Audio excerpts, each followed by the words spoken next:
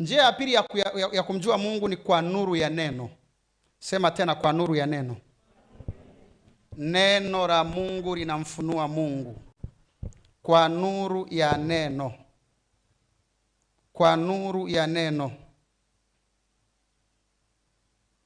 Neno la Mungu linamfunua nani?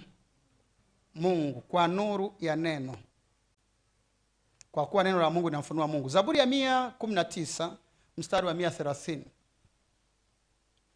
Neno linabeba nuru, na hiyo nuru inamfunua Mungu. Zaburi ya 119 mstari wa 130. Hebu tusome pamoja tafadhali.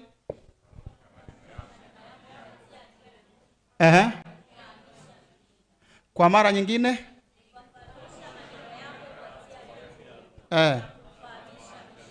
Yaani kwa lugha nyepesi ingekuwa hivi: neno la Mungu likifafanuliwa na muhusika akalielewa, linampa ufahamu na kumuondoa kwenye orodha ya wajinga.